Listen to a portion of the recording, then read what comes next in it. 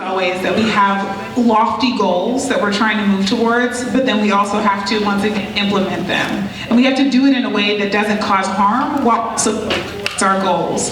And so yes, it is important that we move away from, we just had a whole conversation about environmental impact. So we have to move away from using some of the gas-powered, products that we have. And that's going to be hard and it's going to be costly. And so part of what we need to be looking at is how do we phase those things out in a way that doesn't hamper the businesses that are relying on those, because we know that they're expensive. And so part of what we can do is think about what are the subsidies we can do to be able to get to some replacement. What are the ways in which we can replace once something is no longer working? How do we time this so that we are not harming businesses, but at the same time, we are still working toward our goals? And again, if we have actual goals in our city's budget, we can say, what are we doing this year and how are we going to work towards it? And it also offers opportunities for everyone, including our business community, to be able to provide.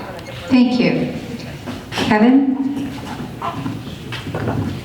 Yeah, I'm very familiar with that. I was a co-author of that bill. I still remember Berman. It was super controversial. It starts this year phasing out the sale of these new gas-powered tools. But it's not just the noise, it's the individuals who are utilizing those. It impacts their health as well. The good news is there's a $30 million earmark in the budget to provide subsidies. And those subsidies will make those products they buy the same cost, and they'll be able to help on their own health. So that goes back to the earlier questions over and over. What can the city do? We need to make sure the city, are the people that sees government first and foremost. We need to make sure that we are the ones out there helping our communities, our landscapers, predominantly Latino as we know, understand what opportunities exist, understand what the laws are and the benefits of these rebate programs to get newer equipment, cleaner equipment, safer equipment for them, and follow the law, and help our environment. Thank you. Thank you. Steve? This might not be popular with some of the people at the table, but I think without a just transition, the people who use this equipment that rely on it for their livelihood, they can't afford to buy industrial equipment. We need incentives, like we've done everything else, but with all due respect, 30 million is a drop in the bucket in a state of 40 million people. And my team, Ivan and his dad Guadalupe, who went to Washington Elementary, and then McClatchy, they can't afford this. And they're wondering how they're going to survive because the margins are so thin. They have to work even harder. The Air Board and CARB, I mentioned Alberto Ayala, who we helped recruit from CARB. He's the one that discovered the Volkswagen cheating scandal. We need to work with the Air Board to deploy incentives with the city to educate, to give people time, and then to help them succeed through it, to educate the consumer too. Yes, these small engines produce a lot of particulate matter, they produce a lot of noise, they're not very healthy, but unless we give people the tools, literally and figuratively, to transition fairly, this is not going to be very fair to a lot of people, and it's going to allow the big folks to dominate an industry that is mostly little people, smaller companies. Thank you. Richard?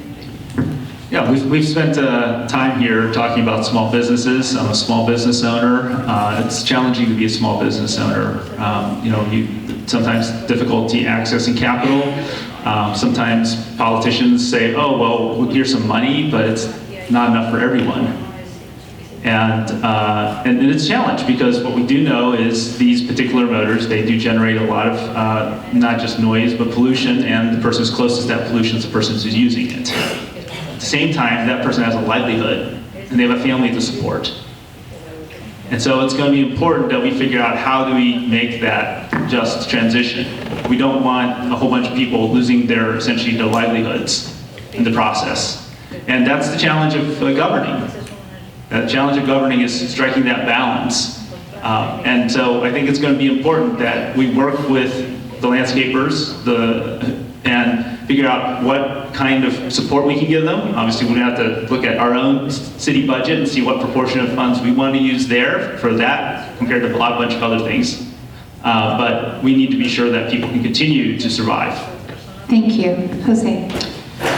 I think these are some of the challenges that really affect our community because state legislation will create these rules and regulations, but with no real plan of execution. And I don't blame the individuals who created the policies. They're simply listening to constituents and saying this is what they want. But one of the things as a strategy is what's lacking in this government is that there was no actual strategy of how we're going to get this money directly to those companies and then transition those gas vehicles to electric vehicles, while also keeping in mind the rising costs now for minimum wage, healthcare, everything that goes with that. So we're putting our small business owners really up against the wall and having to decide, do I keep the doors open or do I shut doors and just, lay everybody off and move on with my life? So those are some of the challenges that are really going to affect our community in the next 2 to 3 years. And if we don't create a plan within the city to make sure that those individuals who are employing, jobs right now, actually have the resources to make that quick transition. I understand that these are environmental concerns, but we also have to put food on the table and making sure we have the right plan in place. Thank you. We'll move to the next question, and it will go first to Kevin. And this is on immigration. How will you support and ensure the continued existence of the local program, Family Unity Education and Legal Network, known as FUEL, to help new immigrants? What other plans do you have to support the immigrant community? Yeah, first I applaud then Councilmember Hanson and Guerra, and maybe about Katie was, well, you couldn't be there if Hanson was there. Yes. For doing that in the wake of Donald Trump coming and terrifying immigrants across our country. We don't do immigration policy at local level, states don't as well, but you can step up and focus on the gaps. That's what I did as a lawmaker, focusing on our refugee community. Sacramento for decades has been a welcoming place for refugees. When the Trump administration came in, wanted to threaten these communities, I stood up and worked and passed state laws to protect our communities. So yes, I will continue that program, but most importantly, I'll look where the weaknesses are, where the opportunities are to protect our immigrant community. I will never allow our police department to go after the tamale ladies at Walmart. We need to focus on real crime, so I'll make sure, number one, our law enforcement doesn't do that. But I'll work with our Latino community to look where the gaps are and focus on how we can protect our immigrants, who are Sacramentans first and foremost. Thank you. Steve? In 1983, the city became one of the first, the city of Sacramento, one of the first to pass the sanctuary policy. In 2017, after Trump came into office, we realized that our communities, and I say our because you are not different than me, were being targeted.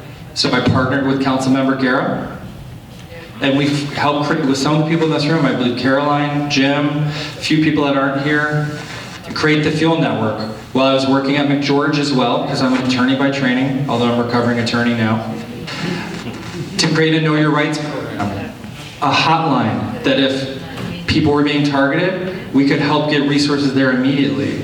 I was out with the community when Scott Jones stood up with Donald Trump and started attacking his own people, and we were out there protesting. I stand in lockstep as part of a community who's been targeted for being different, being LGBT.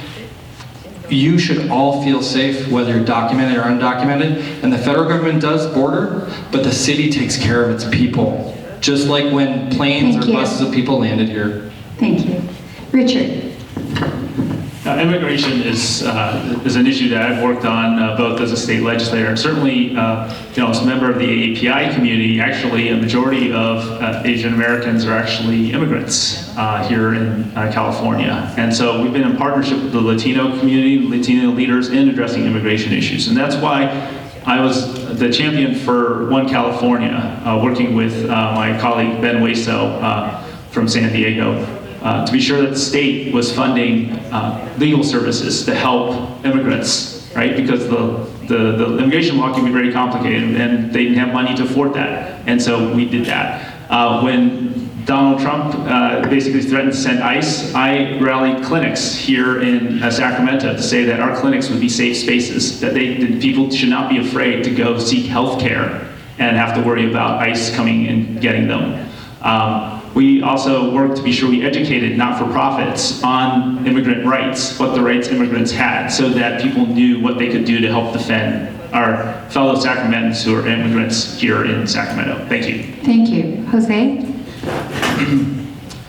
This is a difficult one for me because I am an immigrant, and I understand that the challenges we face coming in to this country at times we're taken advantage of not knowing exactly what our rights are or what we can say and how we can speak up. So we stay quiet and we don't do anything. We just take it because that's just the way it is. So ensuring that those individuals coming across and coming to our country legally know exactly what it is that is expected of them in our society, and ensuring that they know exactly what their rights are and how they're protected and what the government's supposed to do to ensure they're safe at all times. But also working with those other agencies to ensure that if for some reason someone finds themselves in a position that they did not come here by choice, and maybe they came here because they were brought here by a cartel or someone else for other means, that we get them to a safe place and that they're protected and that they know that we will go after the bad people. So that's very important. The sanctuary city is a very hot topic, but it is important to ensure that we capture the drug cartel and the mafias that are bringing some of the drug and the sex trafficking. So it is important to me as well. Thank you. Flo. As the chair of the Measure U committee, one of the things that we did was make sure that the Fuel Network continued its funding. And so I'm firmly committed to making sure that the city continues to invest in supporting people who are new to Sacramento. But beyond that, I want to make sure we're all on the same page. Because what concerns me when I'm out in communities, and my campaign has knocked almost 30,000 doors, has been that we are hearing about things like wage theft. And that means that we are not all on the same page. When we're seeing our police department or our Office of Public Safety Accountability talking about Fourth Amendment violations where Latinos are being stopped for pretext stops for window tint, but then the window tint is never actually tested, that concerns me because what we're trying to do is scare and intimidate people who live in this community. So it's not just about declaring us a sanctuary state, it's about making sure that all of our institutional actors are on the same page about protecting the rights of people who are here and making sure people feel safe to move about this city. And that is my firm commitment to you because I know what it is to be discriminated against because of how you look or who you are. Thank you. And now we get to move to the questions that you are asking. There were several that came forth about the issue of the unhoused and